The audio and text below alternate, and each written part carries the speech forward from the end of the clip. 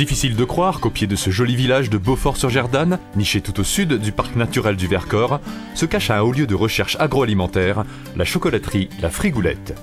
Tout a commencé en 2002 par la rencontre de l'agrobiologiste Bernard Xueref, spécialiste de la distillation d'huiles essentielles, et du maître chocolatier Paul Keruel, premier fabricant artisanal de chocolat bio, 5 fois ruban bleu de la Confédération internationale de la chocolaterie.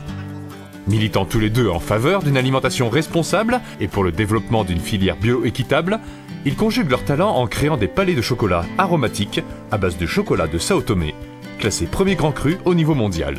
Suite à la commercialisation de ces palets de ces chocolats, il y a eu l'idée de mettre au point donc, du chocolat au vin avec des producteurs. Parce que la philosophie aussi de la maison est d'essayer de revaloriser les producteurs locaux. On a l'exemple de M. Lombard qui est à 4 km de chez nous.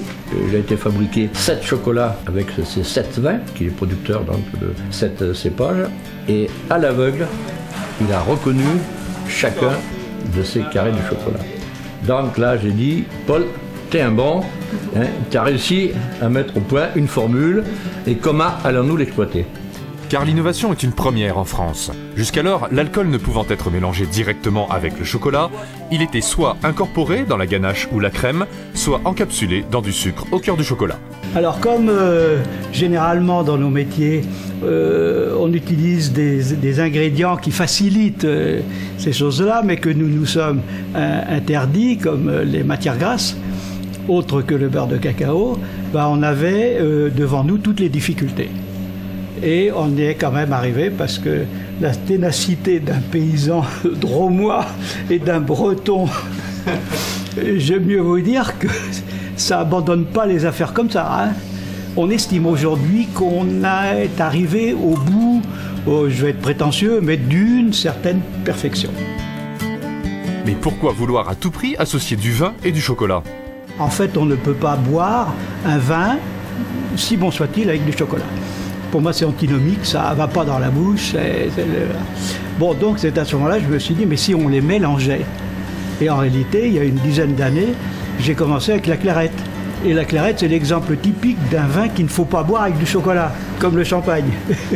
Mais une fois mélangé, alors c'est magique. Voilà, l'idée est venue de là. Ça fait l'objet d'une dizaine d'années d'essais et de mise au point. Et maintenant, depuis cette année, on estime que nos mélanges sont parfaits. Et à partir de là, je dirais que le marché est énorme. J'ai alerté un peu des collègues viticulteurs qui ont des grands châteaux dans le Gard et Beaucaire. J'ai déjà des rendez-vous parce qu'ils sont très intéressés par ce produit. Ce qui va permettre aussi de faire connaître un peu cette spécificité de Beaufort, du territoire, de la Drôme, donc un peu à l'étranger. Ce qui fait plaisir, c'est l'aboutissement, c'est la joie d'avoir réussi donc, un produit qui va pouvoir être diffusé et puis aussi un retour économique pour les producteurs parce que le tas de producteurs locaux, donc de la Drôme et de l'Ardèche, vont pouvoir, je dirais, agrandir et mieux vendre leur gamme avec un produit dérivé dans leur propre caveau et dans leur propre consommateur.